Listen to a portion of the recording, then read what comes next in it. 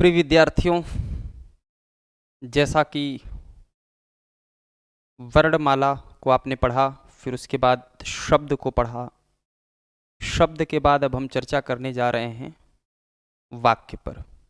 मैंने बताया था कि व्याकरण के मुख्यतः 3 विभाग होते हैं। इन विभागों में पहला विभाग वर्ण विचार का था, दूसरा विभाग शब्द साधन का था और तीसरा विभाग वाक्य विन्यास का। तो आज हम इसके तीसरे हिस्से पर बात करेंगे, वाक्य विन्यास के संदर्भ में। और वाक्य को पढ़ने से पहले वाक्य से ही संबंधित कुछ और तथ्य हैं जिनके बारे में हमें आपको सीखने की आवश्यकता है। तो आइए हम उसकी भी चर्चा कर लेते हैं। तो सबसे पहले हम बात करते हैं वाक्य विन्यास में। टॉपिक है आपका वाक्य विन्यास।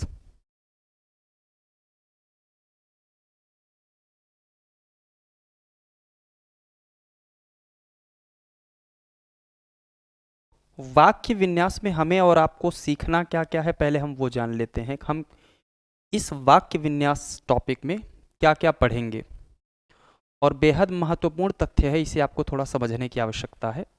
जैसे सबसे पहले इसमें तो एक इंफॉर्मेशन वाक्य के ही संदर्भ में होगा,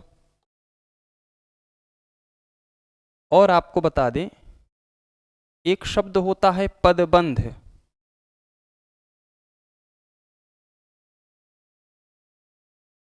और एक होता है उपवाक्य।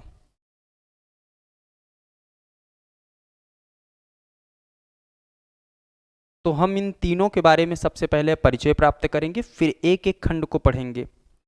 पदबंध को पदबंध के साथ साथ वाक्यांश भी कहा जाता है, यह बात आप ध्यान रखिएगा। क्या ये बात आप समझ पा रहे हैं कि इन 3 हिस्सों की पहले चर्चा करेंगे। अब बात आती है वाक्य की। तो वाक्य किसे कहते हैं, तो उसके संदर्भ में देखते हैं। कहा गया है कि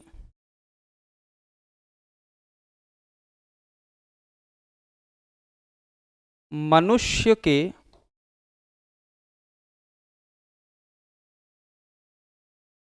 विचारों को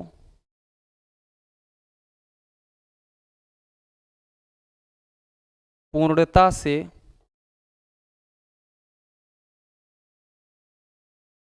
प्रकट करने वाले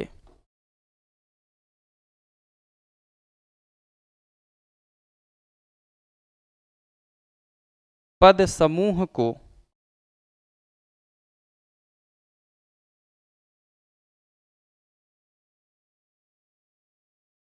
वाक्य कहते हैं।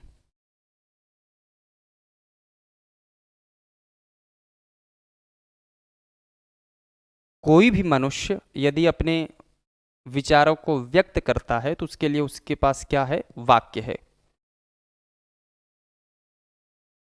भाषा एक माध्यम होता है जो विचारों को आदान प्रदान किया जाता है, और भाषा का निर्माण जो होता है, उसकी संरचना जो होती है, वो एक वाक्य के माध्यम से ही हम अपने विचारों को व्यक्त करते हैं। जैसे मैं पढ़ा रहा हूँ, ये एक पूरा विचार है। आप पढ़ रहे हैं, यह भी एक वाक्य है जो कि पूरा विचार या पूरा भावार्थ या पूरा अर्थ प्रकट करता है। तो शब्दों का ऐसा कलेक्शन हो जो अर्थ को पूर्णता से प्रकट करने की क्षमता रखता है, उसे ही हम क्या कहते हैं, वाक्य कहते हैं या सेंटेंस कहते हैं। अब इसी क्रम में जब बात पदबंध या वाक्यांश की आती है तो इसके बारे में थोड़ी सी जानकारी आपको हासिल करनी होगी। वाक्य विन्यास में एक तो वाक्य की बात हो गई, अब हम बात करेंगे पदबंध। पदबंध या वाक्यांश दोनों एक ही बातें हैं। अब क्या है उसको हम देख लेते हैं। इतना तो आपने नोट ही कर लिया होगा।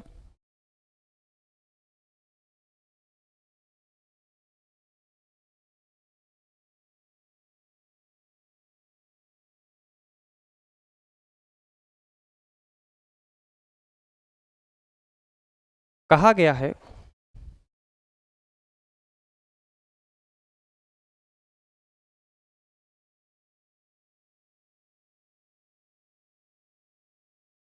वाक्य के उस भाग को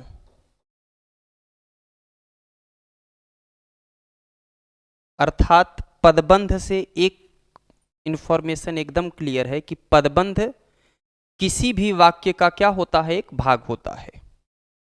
और कोई भी वाक्य हो और उसका एक ऐसा भाग या वह भाग जिसमें क्या क्या शामिल होगा कि वाक्य के उस भाग को जिसमें एक से अधिक पद, जिसमें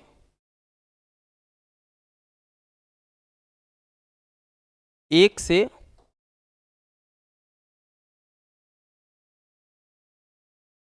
अधिक पद परस्पर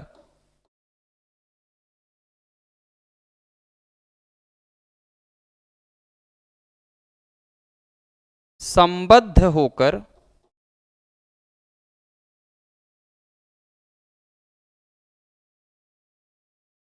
अर्थ तो देते हैं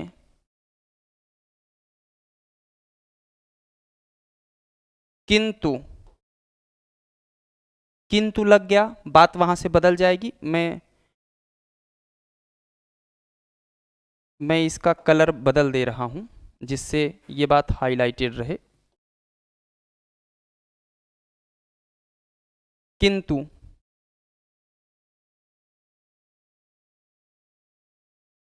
पूर्ण अर्थ नहीं देते,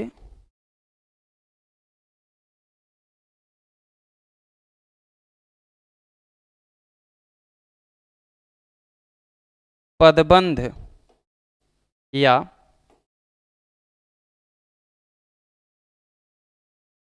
वाक्यांश कहलाते हैं।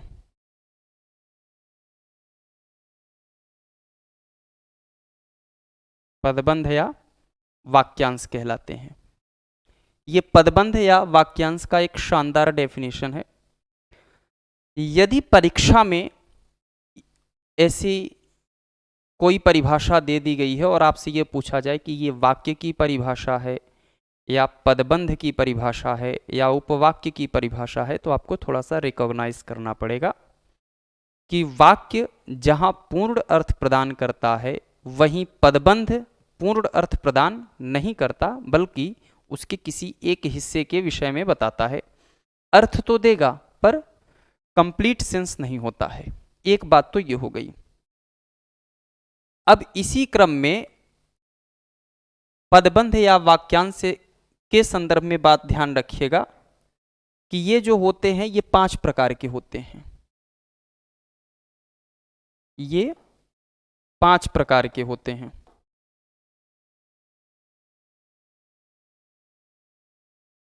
ये बहुत महत्वपूर्ण तथ्य है, ये ध्यान रखिएगा। पदबंध या वाक्यांश कितने प्रकार के होते हैं? 5 प्रकार के। पदबंध या वाक्यांश कितने प्रकार के होते हैं? 5 प्रकार के। अगर मैं वाक्यांश के इस हिस्से को या पदबंध के इस हिस्से को इतना इम्फेसाइज कर रहा हूं, जाहिर है कि ये बहुत महत्वपूर्ण तथ्य है। अब हैं कौन कौन से, पहले वो जान लेते हैं। पहला, एक होता है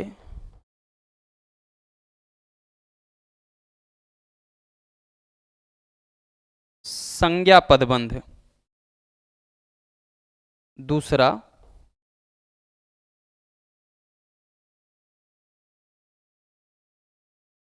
सर्वनाम पदबंध, तीसरा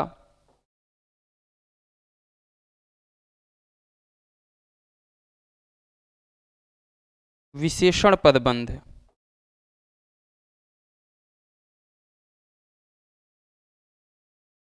चौथा क्रिया पदबंध,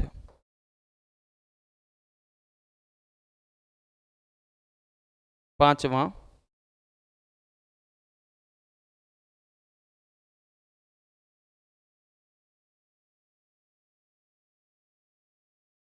क्रिया विशेषण पदबंध। ये कुल मिलाकर के कुल कितने हो गए? 5 हो गए। तो इसको भी अच्छे से नोट कर लीजिएगा।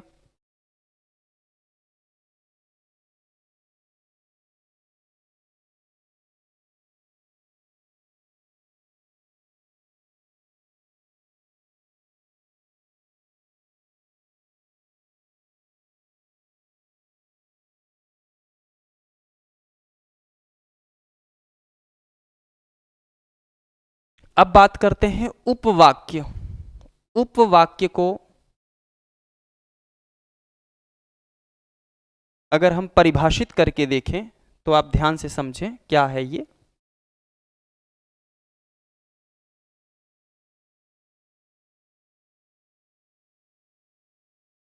कहा जाता है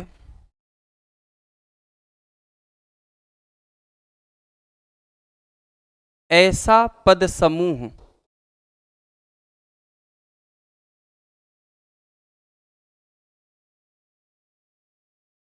जिसका अपना अर्थ हो,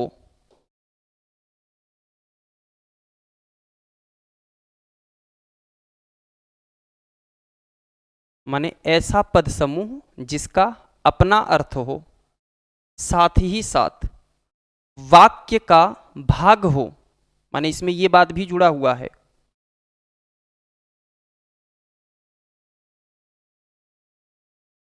वाक्य का भाग हो जिसमें उद्देश्य और विधेय हो,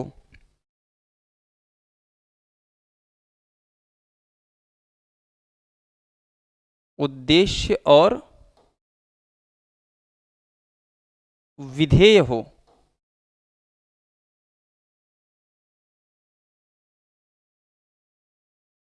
उसे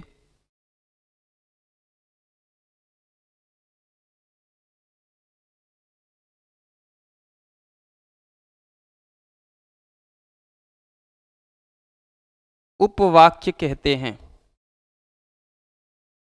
उसे क्या कहते हैं? उपवाक्य कहते हैं। जिस तरह से पदबंध या वाक्यांश 5 प्रकार के होते हैं, अगर ठीक इसी आधार पर आपसे पूछा जाए कि उपवाक्य कितने प्रकार के होते हैं, तो ये 3 प्रकार के होते हैं।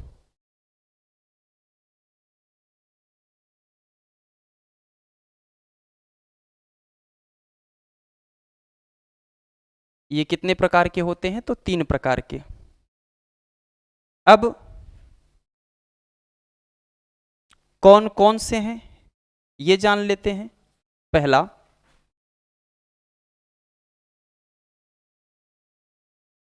संज्ञा उपवाक्य। दूसरा,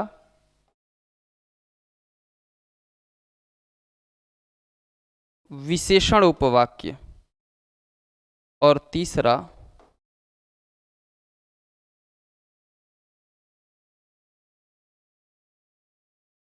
क्रिया विशेषण उपवाक्य। ये 3 प्रकार के। एक इंटरेस्टिंग बात अगर मैं बता दूं कि यदि आपको ये पता करना हो कि ये किससे संबंधित हैं, संज्ञा उपवाक्य की पहचान क्या है, मैं यहां संक्षिप्त में विवरण दे रहा हूं। जब हम विस्तार से बात करेंगे तो हम ये बताएंगे इसका एग्जाम्पल लिख करके और कैसे आप इसको पहचान पाएं। फिलहाल एकदम सरल लहजे में अगर बात करें तो संज्ञा उपवाक्य की सबसे बड़ी विशेषता होती है कि एक वाक्य होगा और वह वाक्य जब की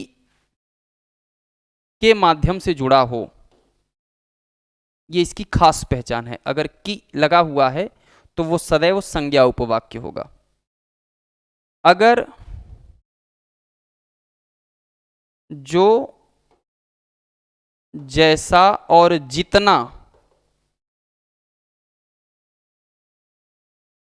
अगर मान लीजिए जो, जैसा और जिसने ऐसे कर दें तो ज्यादा बेहतर है।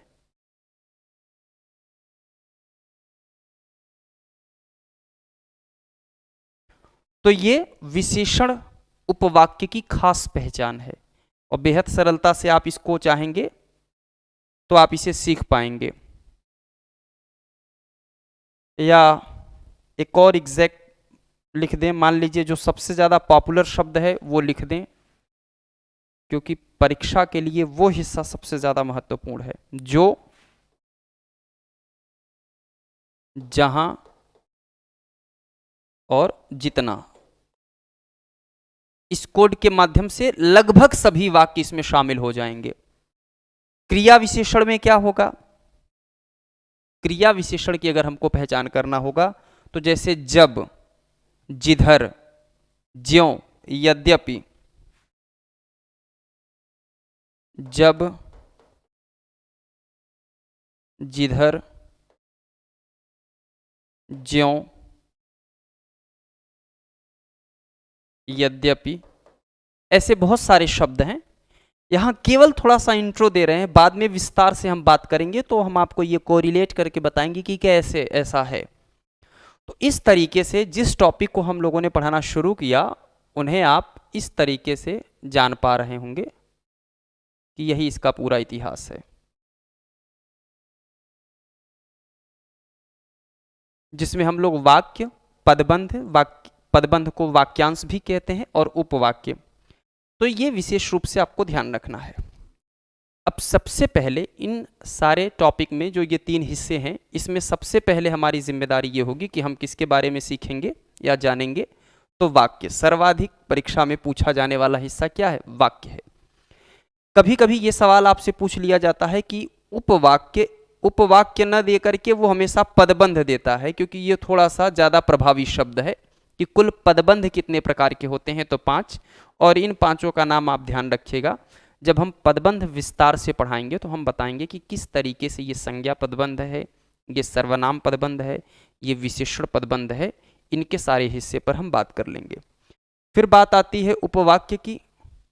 उपवाक्य में कभी कभी ये पूछा जाएगा, एक वाक्य दे दिया जाएगा और आपसे पूछा जाएगा बताइए कि इसमें संज्ञा उपवाक्य प्रयुक्त है या विशेषण उपवाक्य प्रयुक्त है या क्रिया विशेषण उपवाक्य प्रयुक्त है। तो आपके पास ये ट्रिक्स है, पर इसको जब तक हम इम्प्लीमेंट करके ना देख लें तब तक हम ये कैसे यकीन कर पाएंगे कि ऐसा सही है। तो जाहिर सी बात है इसके बारे में हम देखेंगे। तो ये केवल परिचय था, परिचय के विषय में हमने बता दिया।